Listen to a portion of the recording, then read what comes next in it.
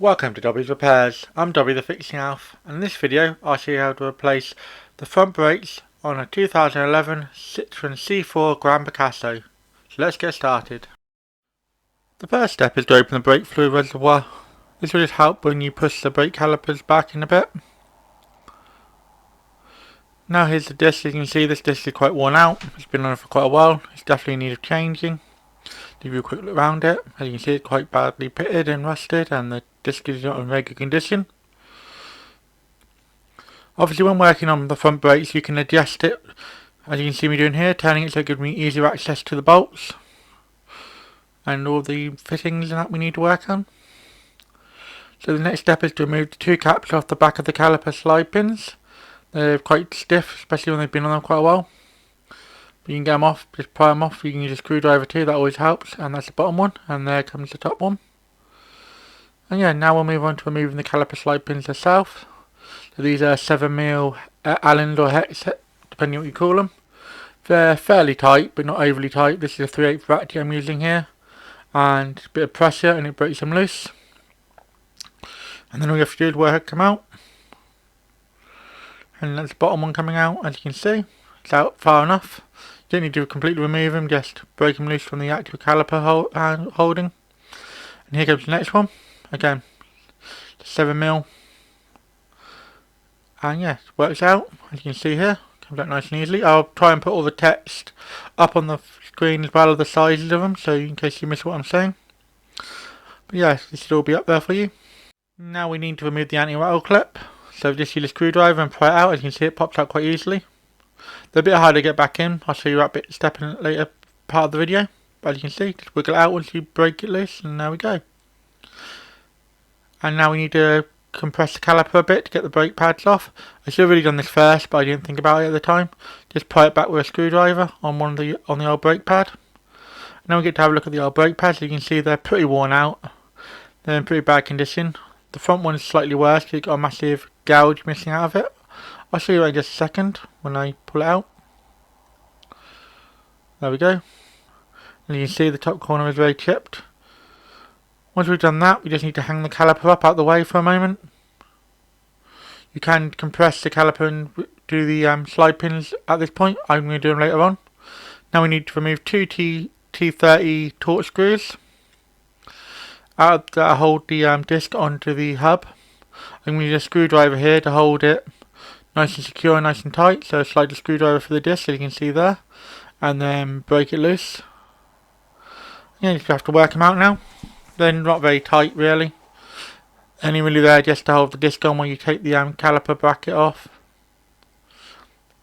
But it's easy to remove them first, I always find, because you have the caliper bracket to hold the disc steady. And there's the second one coming out. These can also round off quite easily, so you may need to drill them off. As I said, they're not important, you can just drill them out quite easily as well. Now we're going to remove the two caliper holding bolts. So I'm going to give them a quick brush off. And I'm going to get a breaker bar, because these are extremely tight, and break them loose. So this is an E18 E-Torx socket we need for these.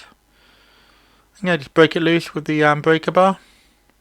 Get them loose, and then you can use a ratchet to finish them off. So that's the top one loose. Now moving on to the bottom one. And there we go. And now we're going to use the ratchet to get it off the rest of the way. Just work it off nice and quickly. And yeah, they come up really easily once you break them loose. I've got Loctite on them, that's what makes them so tough. Once you start moving them, they come out really simply. Just finish it off by hand. And now we'll move on to the next one, get the top one out. It's always good to break them both loose while you've got the other them in, otherwise it makes it really difficult. Sorry about the camera here, gone a bit off skew, but there's the fastener coming out now. And yeah, once you get it out, just need to pull the caliper holding the caliper bracket off. There it comes, there's the caliper bracket. And we'll give it a good clean up in a moment. And there comes the disc, just pops off nice and easy.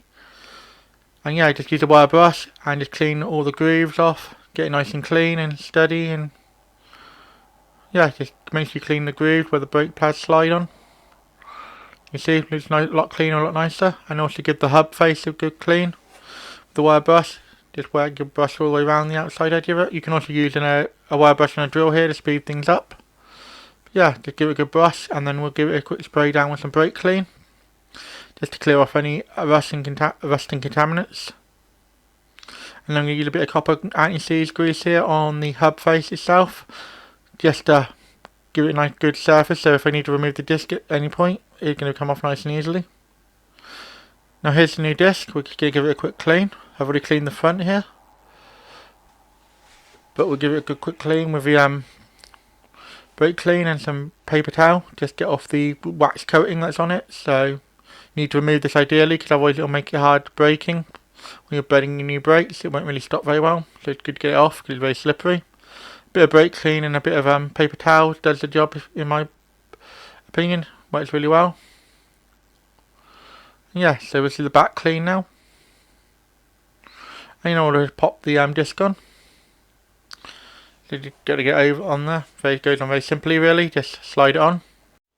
When you put it back on, just line up the screws for the brake disc retaining screws, just to hold for them. So I like to hold with one hand and put one screw in to start off. It can be a bit tricky, they do like to fall off, and that's what these screws mainly are for. You can do it without these screws as well if you need to drill them off. Yeah, just get one started like that and you hold them very nicely. You can see this is a T30 again, as it was when we removed it. You can also replace these if you need to. You can buy kits off Amazon and eBay that have replacement brake disc screws. But yeah, we tighten these down nice and easily. And yeah, this is the next one. Just tighten it down. We don't need to be very tight, because obviously when you clamp the tyre on, that'll also be very tight as well. And now we can give the front another quick clean in case they've got any greasy fingerprints or anything on it. Always good to do. The cleaner your brake discs, the better they are. And now I'm going to put the caliper bracket back on. Again, just line it up and plop it on the disc. Luckily, because the disc is brand new and quite thick, it holds on quite nicely. And then we can get our bolts back in. There's two of them that go back in, and they're both E18 as I mentioned earlier. You're going to pop a bit of Loctite on the bolt, just to make sure it can't come loose and back out. I'm using the blue Loctite here. And yeah, just line up the hole and start the bolts by hand as always. You don't want to cross thread these. It'll be a right pig to get them out. Yeah, just start it by hand and just get the top one started, and then we'll do the same with the bottom one.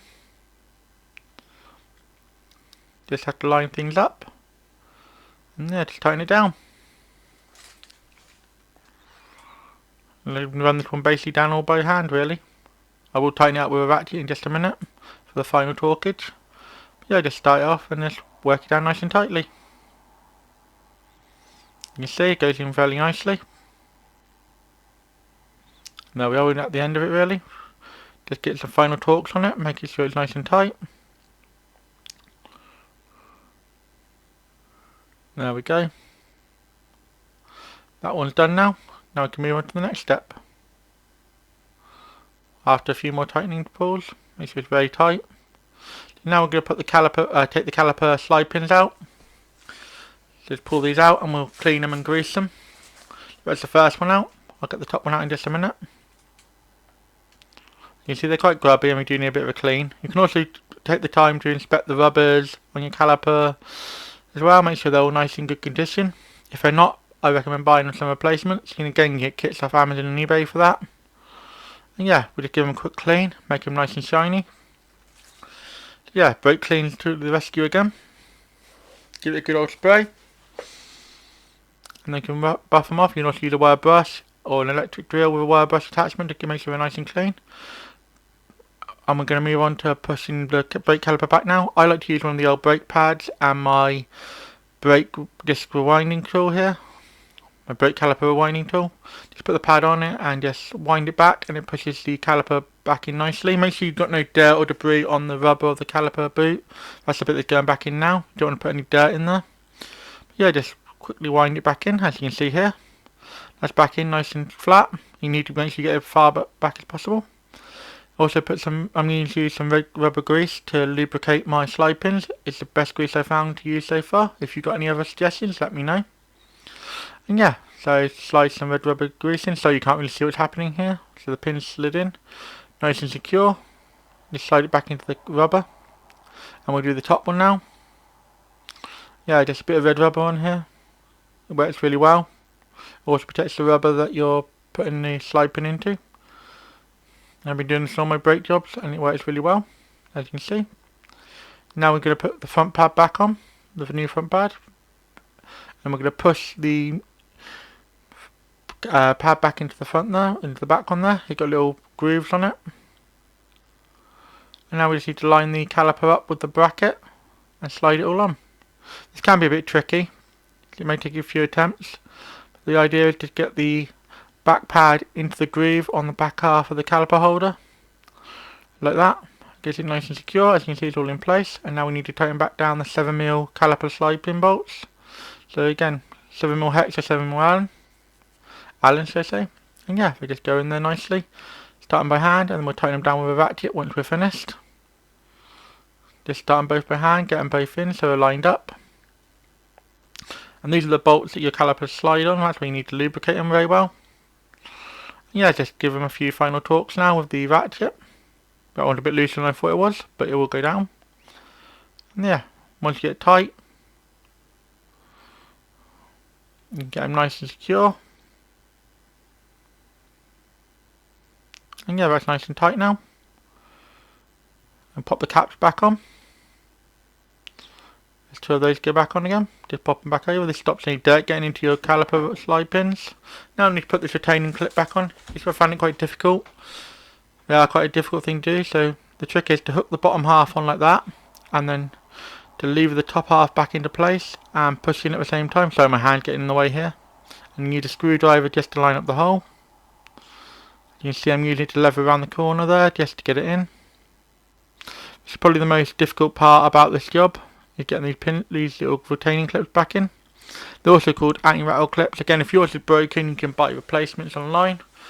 Most of these brake parts are highly serviceable. And yeah, once you get it mostly in, give it a good tap. I'm going to get this hole nice and lined up so it goes in nice and flat.